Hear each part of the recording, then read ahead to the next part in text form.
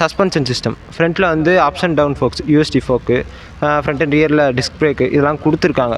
என்ன தான் கொடுத்தாலும் இந்த பைக்கை வந்து ஓட்டுற உங்களுக்கு தான் தெரியும். இப்போ லடாக் போயிருக்கேன்னு சொல்கிறீங்க, சவுத் ஃபுல்லாக நான் கவர் பண்ணிட்டேன், ட்ராவல் பண்ணிட்டேன்னு சொல்லிங்க.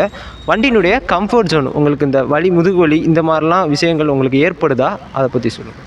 இல்லைங்க, நான் லடாக் போயிருக்கிறது வந்து புல்லட்டில் போனேன் ஃபஸ்ட்டு தடவை. அதுக்கப்புறம் அந்த புல்லட்டில் போயிட்டு தான் எப்படியோ ரொம்ப கொஞ்சம் சிரமப்பட்டேன். அந்த புல்லட் வெயிட் அதிகம், அதோடு போயிட்டு வந்தேன்.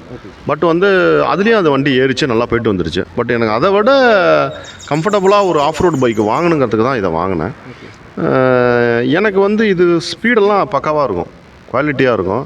இது வந்து எப்படின்னா சஸ்பென்ஷனை பொறுத்த வரைக்கும் பயங்கர சொகுசுங்க. நீங்கள் சும்மா வண்டியை இங்கே பாருங்கள்,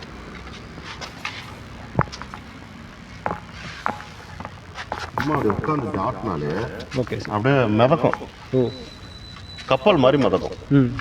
ஃப்ளைட்டு சஸ்பென்ஷன்லாம் குறைய சொல்ல முடியாது, அவ்வளோ அருமையாக இருக்கும் சஸ்பென்ஷன்லாம், பக்கா சஸ்பென்ஷன்லாம்.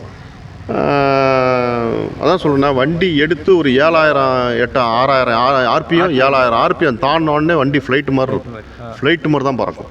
அதெல்லாம் குறையா சொல்ல முடியாது, நிறைய தான். என்ன ஒன்றுன்னா உங்களுக்கு வந்து இந்த பில்லியன் சீட்டு நல்லா வசதியாக இருக்கும். பட் வந்து அவங்க வந்து உட்காந்துக்கிட்டு போகிற அளவுக்கு ஒன்றும் இதில் இது வசதியாக இருக்குது, அவங்களுக்கு சொகுசு இருக்காது. ஏன்னா உட்காந்து ஓட்டுறவங்களுக்கு தான் அந்த சொகுசு அதிகமாக இருக்கும். ஏன்னா ஆஃப் ரோடு பைக்னாலே அதே தான், ஒருத்தர் தான் ஓட்டலாம், அதையும் நல்லா புரிஞ்சுக்கோங்க. 2 பேர் உட்காந்து டபுள் சாலாம் ஓட்டுறது ரொம்ப சிரமம் எல்லா ஆஃப் ரோட்லேயுமே. பைக்லேயே சும்மா சொல்லலாம் சீட்டு வச்சுருக்கான், அவ்வளோ பெரிய சீட்டு, பட் வந்து அவ்வளோ கம்ஃபர்டபுளாக இருக்காது.